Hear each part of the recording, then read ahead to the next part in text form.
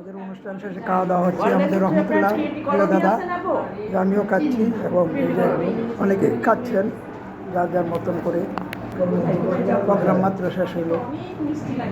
Mitali foundation দাদা ভাই ভালো লাগলো। মিতালি ফাউন্ডেশনের প্রোগ্রাম শেষে আমরা খাওয়া দাওয়া করছি। আমাদের সাথে আছে বিশিষ্ট আবৃত্তি শিল্পী শাহিনা আফরোজাপা বা কায়না আফরোজাপা। খাওয়া খাচ্ছে কিন্তু খাওয়ার সময় তো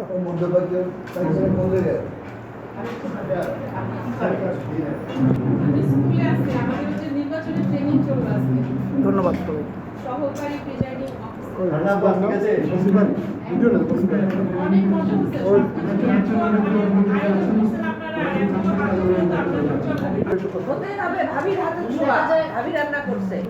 কথা বলে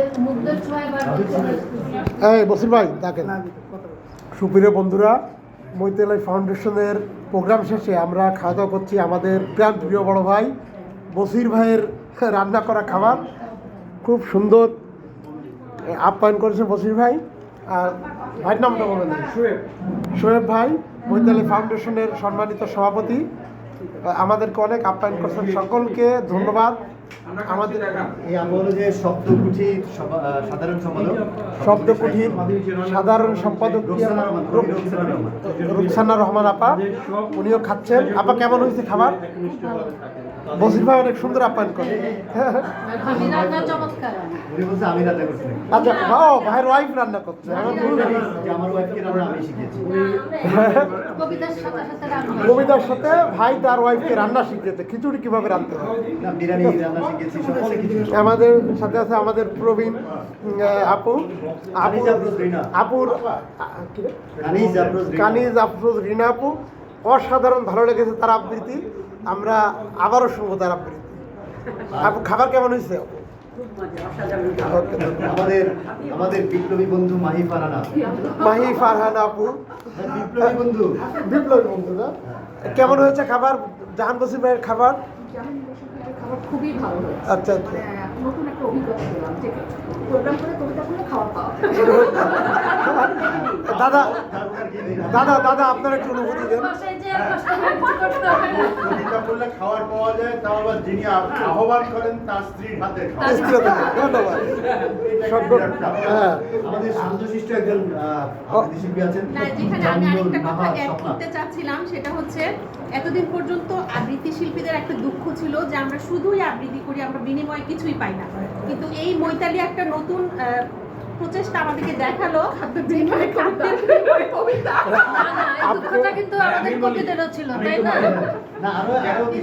আগে ছিল কাজের বিনিময়ে খাবার, এখন কবিতা, এই কবিতার বিনিময়ে খাবার। Good good. ভাইরা আইডিয়াটা শাহিনা আফরোজ ভাই বলেন কেমন লাগছে খাবার?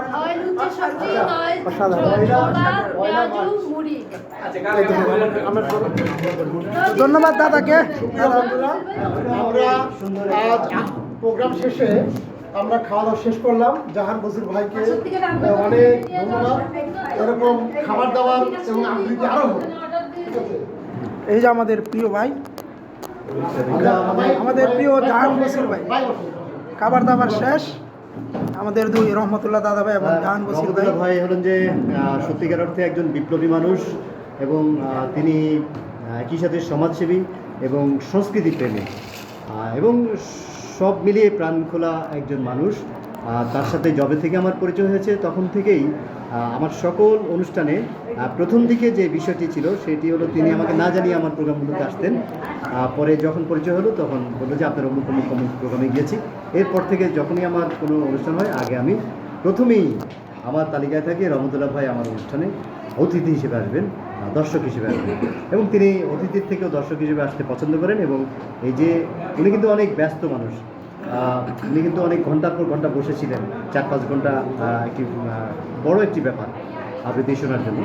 তো বর্তমানে আপনারা তো জানেন যে দেশে নির্বাচন চলছে এবং নির্বাচনে তিনি একটি বড় অংশ দায়িত্ব পালন করছেন ওনার দিক থেকে, কিন্তু সেই দায়িত্ব মাঝখানে তিনি এসেছেন সংস্কৃতির সেবায় নিয়োজিত হয়ে। রহমতুল্লাহ ভাইয়ের জন্য অবশ্যই দোয়া চাইছি এবং আপনি ভালো থাকুন। এইভাবে সংস্কৃতি কর্মীদেরকে তারা আমাদেরকে দেখে রাখবেন এবং আমাদেরকে ভালোবাসবেন বলে বিশ্বাস।